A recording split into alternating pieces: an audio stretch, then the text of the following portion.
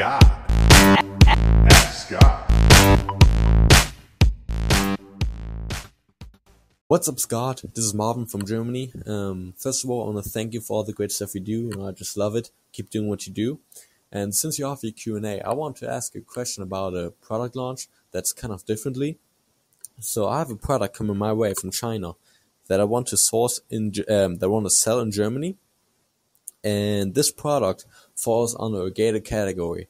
So in this category, I cannot do PPC.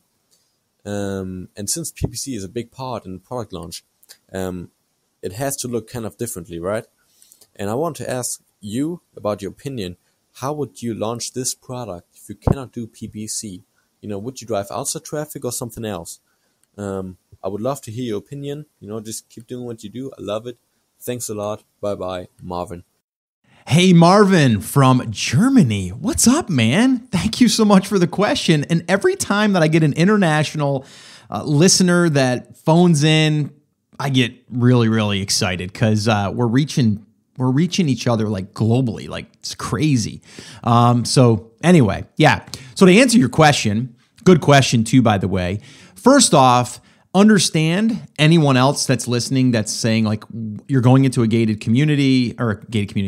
category and you can't use pay-per-click because that's not allowed. Well, everyone else is dealing with that in that same category, right? So that's first thing. So don't think that anyone else has an advantage over you inside of Amazon, technically. Now, the first thing that I would do is make sure that my listing is really, really well optimized. Like really well. Like make sure your title is good. Make sure your images are killer. Make sure that your bullets are great. Make sure your description is great, right? Your search terms fields in the back. Make sure that those are very, very targeted and very relevant. Okay. So that's the one thing that I would say that's what you have to do. Like boom. Okay. That's number one. Now, number two, okay, in order for this to work, we've got to get you some sales, right? So you can do a promotion as we've done in the past. And what's going to happen here is that's going to help you start to rank organically. Whether you put a keyword loaded URL, super URL, whatever you want to call it, which I don't think you need to do that. I think that you can just do a promotion and then from there you can start to rank because your listing is optimized, okay? So I would go and look at my competitors, okay, my top 5 competitors that are ranking on page 1, and I would figure out what they're averaging per day in sales, and then I would match that and maybe even bump it a little bit. So let's just say, for example, they're selling 20. Then I would make it, I sell 22 to 25 per day for 5 days, and I would let that run, okay? And now you might have some days, depending on the review group that you're using, you may have a few days that you have 23. You might have some that are 28. You might have some that are 20. You might have some that are 21, right? It's going to vary a little bit, but you want to at least have that number that is the target. That could, in this case, could be 20, right? Maybe it's only 10 a day that you have to do. That's fine, okay? But that's going to really get the momentum started, okay? And then from there, you can wait to see if you're going to start ranking and you're going to start to get those reviews coming in naturally. Okay. As long as you are following up with your customers, which we talk about in this podcast. Okay. So that's number 2. That's like step 2 in this process, right? Optimize listing, promotion, standard launch type stuff. Now, externally, what I would probably do, okay, is I would start finding my audience out there on Facebook.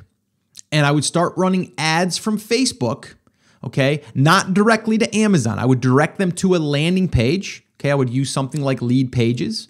If you guys want to find out more of those tools and stuff like that, you can head over to theamazingseller.com/resources. And I've got that stuff kind of linked up there as far as that type of stuff, as far as setting up a landing page. Okay, on that landing page, you're going to say, hey, receive 50% off. So maybe you give a 50% off discount versus it being a 100% discount or a 99% off discount like you would with a promotion in the initial phase. This way here, you're covering your cost pretty much, right? So get 50% off to your ideal target audience. And then from there, you would have a one-time use code be generated, whether you have to manually send that to them or if you can have some type of backend system that'll do that, okay? But then from there, you're able to send them to your listing after that they've raised their hand and they've opted in with an email address to do that.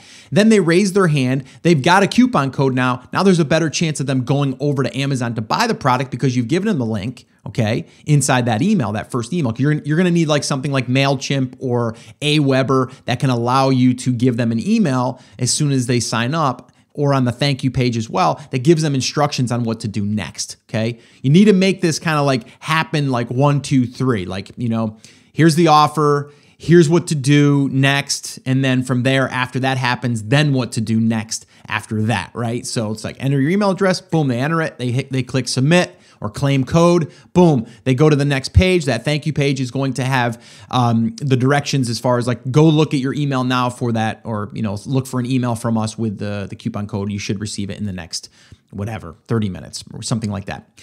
Now, if you're going to manually do that, you're going to have to be watching your emails, right? So that's where it can get a little goofy, right? But it's worth it.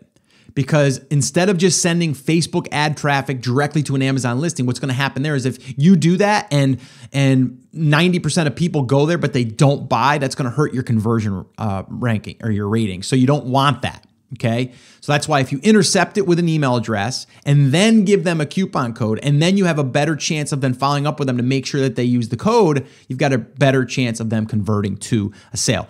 And that's what I would do to really fill in that gap as far as if I'm not getting organic sales rate yet, I can't use pay-per-click. That would be my pay-per-click in a sense. Okay. So that's what I would do. Give it a shot. Let me know if it works for you.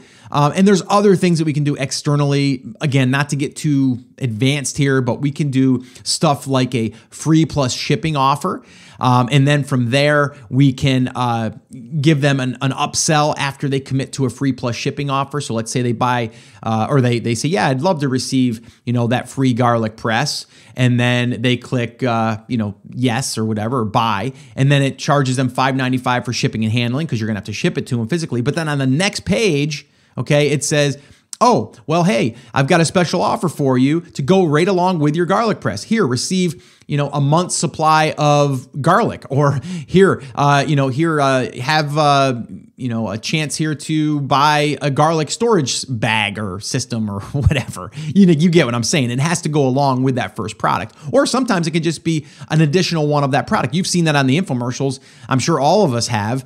The one there that says, but wait, if you order now, you'll receive 2 of the squeegee something, right? Or whatever that thing is on the infomercial. You understand what I'm saying, right? But again, that's a little bit more advanced. But the first thing I would do is the offer on Facebook. I'd find the audience. I would target them. I would send them to a landing page for a 50% off discount. I would have them enter their name and email address. I would then deliver the coupon code manually or find a way to have that automated. And then from there, I would start getting those sales coming in that way as well. That would be my pay-per-click.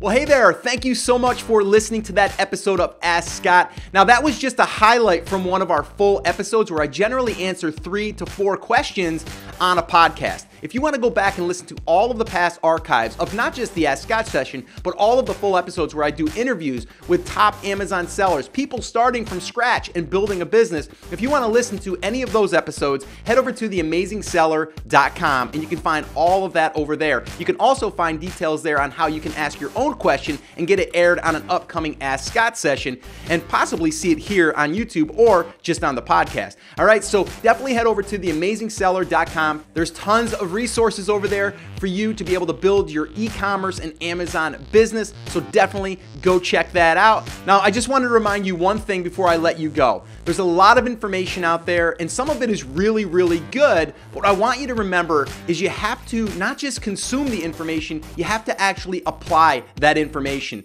So take this information that you learned here today and apply it to your business. And this way here, you can get results. As my shirt says, I wear it almost daily. Take action. We'll see you guys.